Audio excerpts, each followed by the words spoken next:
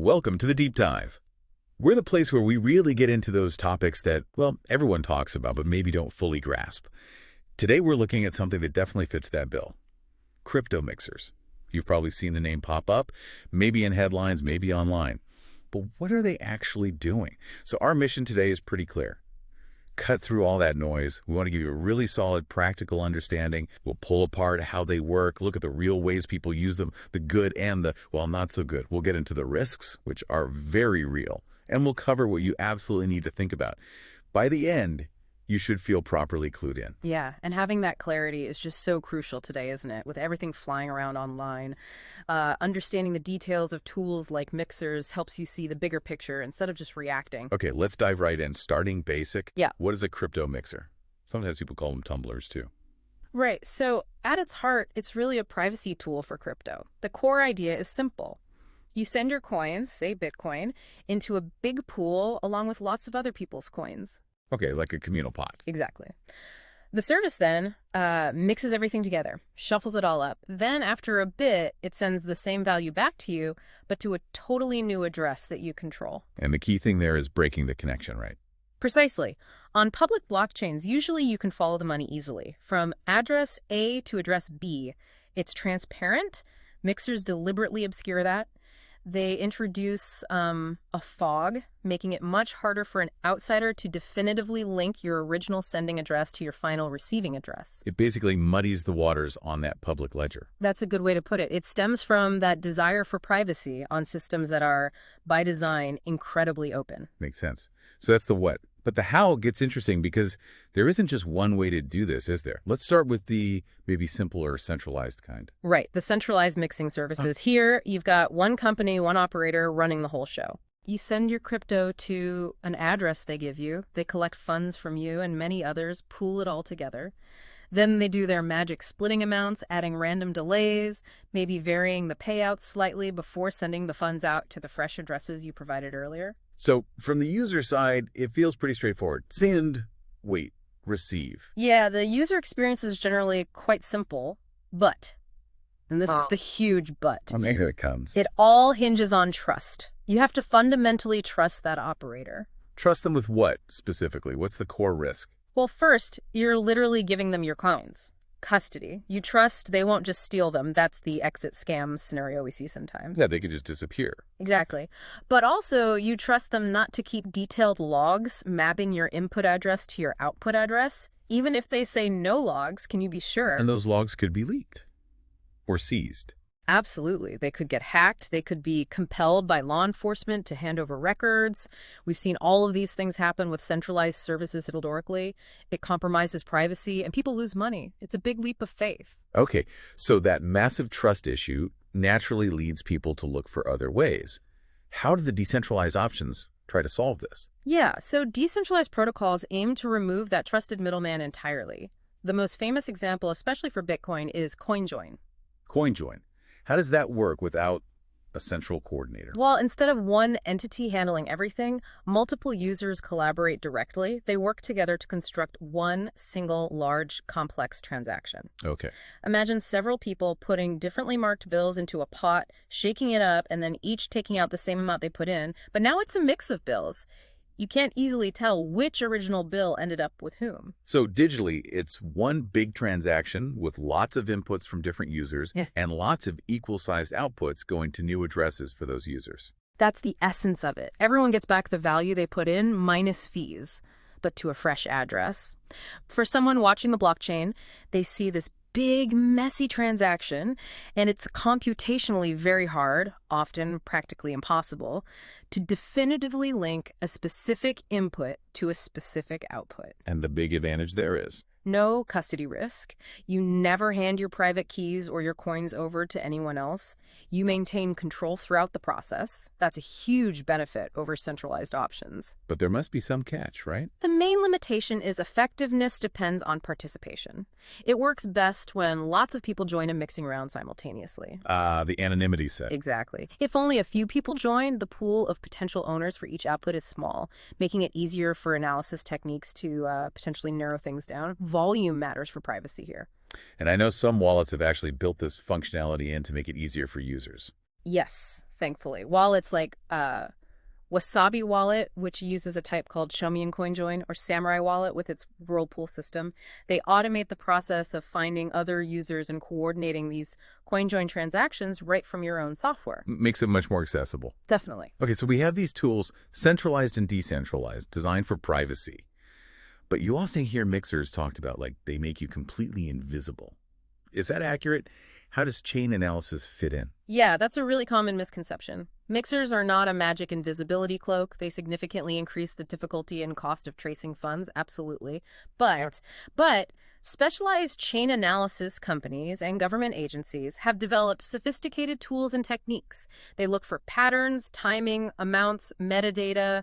They use statistical analysis, heuristics. Educated guesses, basically. Educated guesses backed by a lot of data and algorithms, yes. They try to cluster activity and reestablish probable links between transactions, even after mixing. So de-anonymization is still possible, it's just harder. It's an ongoing cat and mouse game. So privacy enhanced, but not guaranteed absolute anonymity. That's the key takeaway. And we already hammered the trust risk with centralized mixers theft, logging, seizures. Right, that remains a fundamental vulnerability for any custodial service. What about the decentralized ones? Even if there's no operator to trust, are there still technical risks? Oh, absolutely. Decentralized doesn't mean risk-free. These protocols, especially those using smart contracts, rely on complex code. Bugs in that code, design flaws, unforeseen exploits. These can lead to funds being lost or stolen, even without a central custodian. So the code itself could be the weak point. It can be.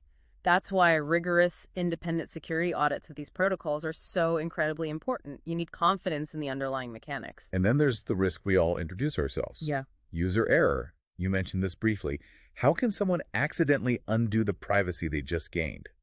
Yes, the human element. It's surprisingly common. You go through the effort of mixing your coins, and then what? What's a classic mistake? Sending those freshly mixed coins directly to an exchange where you've completed KYC, know your customer. You've just linked your anonymous coins straight back to your real-world identity. Ah, okay. That makes sense. Or reusing addresses. Or a really common one, accidentally merging your clean, mixed coins with your dirty, unmixed coins in the same transaction or wallet. That creates a link. So sloppy handling afterwards can just unravel the whole thing. Completely. It collapses the anonymity set you were trying to build. Good operational security, or OPSEC, after mixing is just as important as the mix itself. Right. Okay, so we know how they work and the risks. But why do people use them? Let's talk about the legitimate reasons first. Sure, and there are legitimate reasons. Think about it on a transparent ledger. Your entire transaction history and balance could potentially be viewed by anyone. Some individuals simply want financial privacy for personal reasons. They don't want their spending habits or net worth exposed. Like not wanting your bank statement public. Exactly. And businesses might use them too. Maybe to shield sensitive transactions, like large treasury movements, from competitors who could gain an edge by watching their finances. And is using a mixer just for privacy illegal? In many places, no. Using a mixer solely for enhancing your financial privacy isn't inherently illegal. Though the landscape is complex and shifting, it's about controlling your digital footprint. Okay, but we also have to acknowledge the other side. These tools are used in illicit activities too. We're just reporting the facts here. Unfortunately, yes, that's undeniable. Mixers are frequently used by criminals to launder proceeds from things like hacks, ransomware attacks, dark web markets, and other illegal activities. Trying to break the chain back to the crime. Precisely. They're trying to obscure the source of the funds to make them harder for law enforcement to trace and seize. And it's this usage that draws intense scrutiny from regulators and governments worldwide. Which is why mixers often find themselves in the regulatory crosshairs. Absolutely. It's a constant tension. So let's bring this down to the practical level for someone listening. If you're considering using a mixer, what are the key things to weigh up? Let's start with costs and delays. Okay. Well, they aren't usually free. Centralized ones typically charge a fee, often somewhere between, say, 1% and 3% of the amount mixed. Sometimes more, sometimes less. And decentralized. Decentralized methods like CoinJoin might have lower explicit service fees, but you still have to pay the standard on-chain transaction fees, which can sometimes be significant depending on network congestion. And delays. You mentioned waiting for participants. Yes, particularly with CoinJoin, you might have to wait until enough other users are ready to participate in a round to get a good level of privacy. That could be minutes, hours, or sometimes longer. Centralized services might be faster, but you have the trust trade-off. Speaking of trust, if you are considering a centralized service, how on earth do you vet them, given the risks we talked about? That is incredibly tricky. You'd want to research their history, how long they've been operating, look for community feedback, reviews, although those can be manipulated. Check their stated policies, like no logs. Check them, yes, but view those claims with skepticism. There's often no way to verify them independently. You're looking at reputation, longevity, community sentiment, but ultimately it still involves a significant degree of trust in an often anonymous operator. It sounds like a risky proposition. It carries inherent risks, definitely. Okay, and you stressed this before, but let's reiterate. Maintaining privacy after the mix. What are those key hygiene points again? Right, post-mix hygiene is crucial. Number 1, use fresh addresses for receiving mixed coins and don't reuse them. Number 2, avoid sending mixed coins directly to any service linked to your real identity, especially KYC exchanges. Don't contaminate your clean coins. Exactly. And number 3, be careful not to merge mixed and unmixed funds in subsequent transactions, as that creates an obvious link. Treat your mixed funds as a separate pool. Poor practices afterwards can completely negate the benefit. And then there's the big one, the legal and compliance angle. Huge. Laws vary dramatically across jurisdictions. Some countries have explicitly banned or sanctioned specific mixing services, like Tornado Cash. So using them could put you in legal jeopardy. Potentially, yes. And facilitating money laundering, even unknowingly, carries severe penalties. You must understand the AML, anti-money laundering, and CTF, counterterrorist financing regulations in your specific location. Ignorance isn't an excuse here. Definitely not. Ensure your reason for using a mixer is lawful where you are. Finally, you mentioned the decentralized tools like CoinJoin can have a steeper learning curve. They often do, yes. They're not always plug and play. You need to understand the setup, the process, how the wallet software works. Making mistakes during setup or usage could, at best, waste your transaction fees, or at worst, actually weaken your privacy instead of strengthening it. So do your homework first. Absolutely. Read the documentation, maybe start with very small test amounts to get comfortable before mixing significant sums. It requires a bit more technical understanding. Okay, so let's try and wrap this up. Summing up today's deep dive, the core message seems to be, crypto mixers work by pooling and shuffling funds, making tracing harder on public ledgers. And yes, they can offer real privacy benefits for legitimate users wanting to protect their financial data.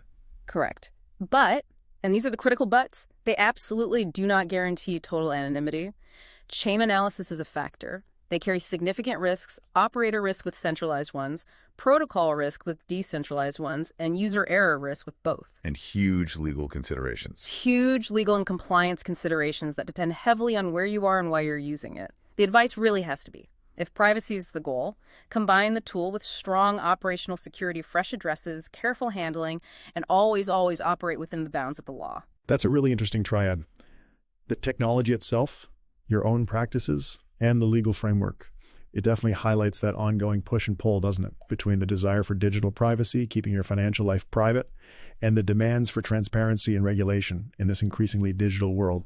Where do you personally draw the line in that complex balance? Something to think about. Thanks for joining us on this deep dive today.